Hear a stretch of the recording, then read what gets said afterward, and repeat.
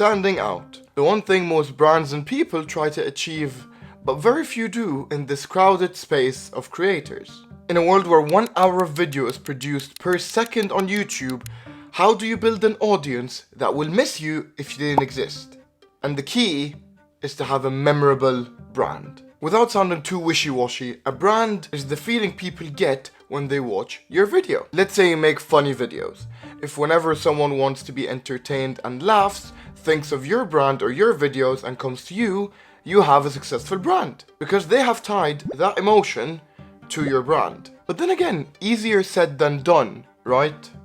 Right?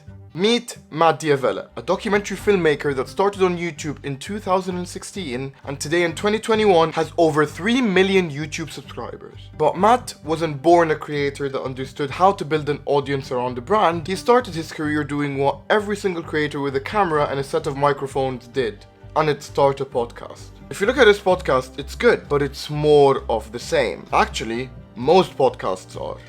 So after a few months of very mediocre success, Matt asked himself a very important question. What can I offer those that come and watch my videos that they can't find anywhere else to keep them coming? Fast forward to DAvella of 2021. We can see that his channel revolves around filmmaking, minimalism, and DAvella himself. If you look at everything involved within his YouTube channel, if you look at his titles and thumbnails, his filming style, his storytelling style, even his Twitter, Instagram, and courses, you can find the same brand.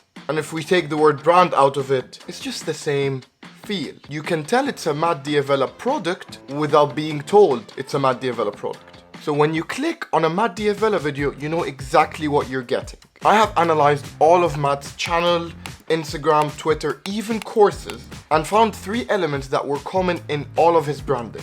And these are the same 3 elements that changed his look from being just a regular podcast guy to a market leader with an audience that loves him. An audience that would miss him if he was gone. It's not easy, but it's so much fun. The first element is Matt didn't try to please everyone with his videos, just a very select few. A lot of people, when they have a product, video, business, whatever they try to sell, they think that they can sell it to everyone. And because they're trying to please everyone, they end up pleasing no one. Because no audience member feels special. No audience member feels like that product is specifically for them, and hence there's no connection, there's no feeling tied to your brand. The best example of this is Apple.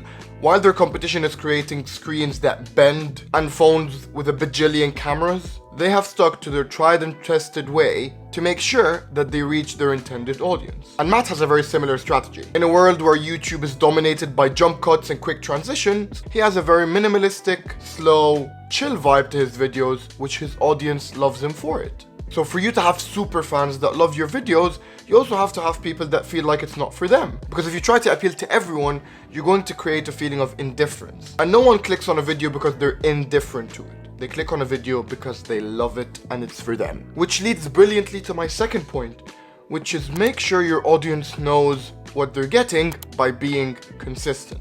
If the next DAvella video starts with house party music and quick transitions and like him playing Minecraft, people would be surprised and people would start unsubscribing because this isn't what we signed up for. Your audience is there to feel a certain feeling. And if your brand or product doesn't offer that to them, then they're just gonna leave. Because for them to be loyal to you, you have to be loyal to them first. Matt is consistent because when you see a DAvella thumbnail, you know exactly what you're getting from the video. So you're more inclined to click. And this is especially important for new creators. Make sure that you know exactly what you want to be known for.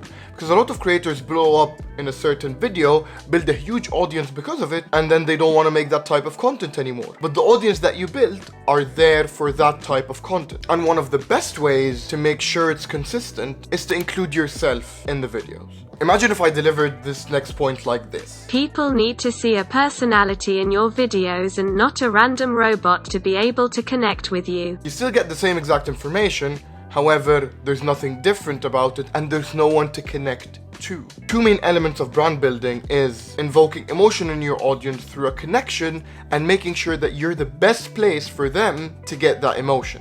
So personality is crucial here because the only way to build a connection is for them to feel like there's another person on the other side of the screen. And the best way to make sure that you are the only place where you can get that emotion is by being yourself. Let me be honest with you, most ideas on YouTube have already been made. But one of the things that can make you and your channel special is by you being yourself. And if you tie your brand to yourself, you know for a fact that the audience is coming here for what you're offering, but more importantly, because you are the one offering it. From my own personal experience, most people suck at showing how amazing they are. So this is a skill you need to develop so you don't deprive the world of what you can create. And I'm sure if you create something for a specific number of people, and you don't try to please everyone, and your message is consistent and has your personality shining through, you will create a loyal fan base and your brand is going to be memorable. And if you're currently working on something or thinking about working on something, I'd love to hear more about it in the comments. But if you're struggling to watch ideas, I'd recommend watching this video